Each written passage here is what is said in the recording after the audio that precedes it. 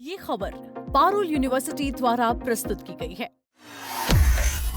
क्या आपने कभी सोचा है कि आपके आधार कार्ड से लेकर मोबाइल फोन तक में इस्तेमाल होने वाला फिंगरप्रिंट लॉक आखिर आया कहां से है? क्या आपको पता है कि इसकी शुरुआत किसी हाईटेक लैब में नहीं बल्कि हजारों साल पुरानी मिट्टी के बर्तनों को देखकर हुई थी? और क्या आप जानते हैं कि फिंगरप्रिंट तकनीक ने पहली बार एक बेगुनाह इंसान को जेल जाने से बचाया था? आज हम आपको एक ऐसी दिलचस्प कहानी बताने जा रहे हैं जिसने पूरी दुनिया में पहचान और अपराध जांच का तरीका हमेशा के लिए बदल दिया। आज फिंगरप्रिंट तकनीक हमारे जीवन का हिस्सा बन चुकी है।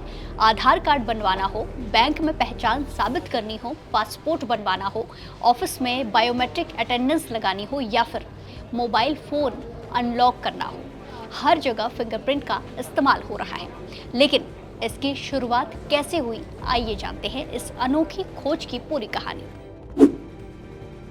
इस कहानी में मुख्य किरदार है स्कॉटलैंड के डॉक्टर और वैज्ञानिक हेनरी फोर्ड्स।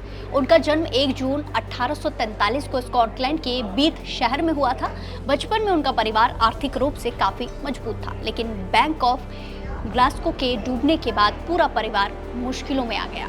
हालात इतने खराब हो गए कि महज 13 साल की उम्र में हेनरी को पढ़ाई छोड़कर नौकरी करनी पड़ी। उन्होंने क्लर्क के रूप में काम किया, फिर एक शॉल बनाने वाली कंपनी में ट्रेनी बने, लेकिन सीखने का जुनून कभी खत्म नहीं हुआ। कुछ साल बाद उन्होंने दोबारा पढ़ाई शुरू की। ग्लास्गो यूनिवर्सिटी से गणित, तर्कशास्त्र और क्लासिक्स की पढ़ाई की और फिर चिकित्सा विज्ञान में रुचि होने के कारण डॉक्टर बनने का फैसला ले लिया। एंडरसन कॉलेज से मेडिकल की पढ़ाई पूरी करने के बाद उन्होंने अपना जीवन लोगों की सेवा के लिए समर्पित कर दिया। साल 1871 में वो मेडिकल मिशनरी के रूप में भारत आए और दार्जिलिंग के एक अस्पताल में गरीब मरीजों का इलाज किया। इसके 2 साल बाद वो जापान पहुंचे।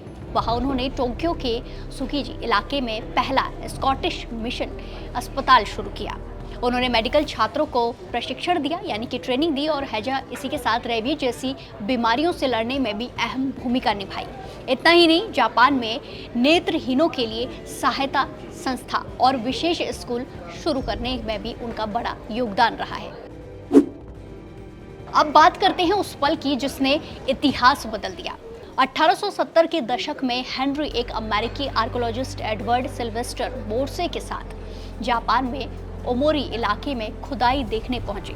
वहां उन्होंने हजारों साल पुराने मिट्टी के बर्तनों पर कुम्हारों की उंगलियों के निशान देखे। यही उनके मन में एक सवाल उठता है, क्या हर इंसान की उंगलियों के निशान अलग अलग होते हैं? इस सवाल का जवाब खोजने के लिए उन्होंने कई लोगों के फिंगरप्रिंट उंगलियों के निशान इकट्ठा किए।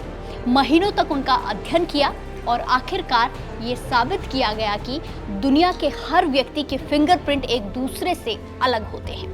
इतना ही नहीं, ये निशान पूरी जिंदगी लगभग एक जैसे बने रहते हैं। यही खोज आगे चलकर आधुनिक फॉरेंसिक साइंस की सबसे मजबूत पहचान बन गई। लेकिन कहानी यही खत्म नहीं होती है। कुछ समय बाद टोक्यो के अस्पताल में चोरी हो जाती है। पुलिस ने शक के आधार पर एक व्यक्ति को गिरफ्तार करने की तैयारी कर ली। तभी हेनरी ने घटनास्थल पर मिले फिंगरप्रिंट का मिलान किया, उसकी जांच की और साबित कर दिया कि जिस व्यक्ति पर आरोप लगाया जा रहा है वो बेगुनाह है, उसने चोरी नहीं की है। बाद में असली चोर पकड़ा गया। इतिहास में ये पहला दर्ज मामला माना जाता है जिसमें फिंगरप्रिंट के जरिए किसी निर्दोष को बचाया गया हो और असली अपराधी तक पहुंचा गया हो।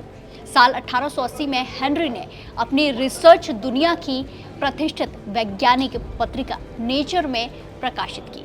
इसके बाद धीरे धीरे दुनिया के कई देशों ने अपराध जांच में फिंगरप्रिंट तकनीक अपनानी शुरू कर दी।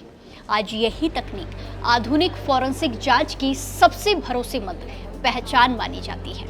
आज फिंगरप्रिंट केवल अपराधियों को पकड़ने का जरिया नहीं रह गया है, ये हमारी रोजमर्रा की जिंदगी का एक अहम हिस्सा बन चुका है। आधार कार्ड, बैंकिंग, पासपोर्ट, ई-केवाईसी, सरकारी योजनाएं, ऑफिस अटेंडेंस, स्मार्टफोन को अनलॉक करना, लैपटॉप और डिजिटल पेमेंट जैसी कई सेवाएं इसी तकनीक पर निर्भर रहती हैं। अगर हेनरी उस दिन मिट्टी के उन पुराने बर्तनों पर बने निशानों को ध्यान से नहीं देखते तो शायद पहचान की दुनिया आज बिल्कुल अलग होती। उनकी जिज्ञासा ने विज्ञान को एक ऐसा साधन दिया जिसने करोड़ों लोगों की सुरक्षा और पहचान को आसान बना दिया है। यही वजह है कि आज भी फॉरेंसिक साइंस में उनकी खोज को मील का पत्थर माना जाता है।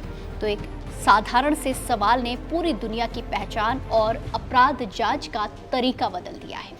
आपको क्या लगता है, आने वाले समय में फिंगरप्रिंट की जगह कौन सी नई तकनीक सबसे ज़्यादा इस्तेमाल होगी?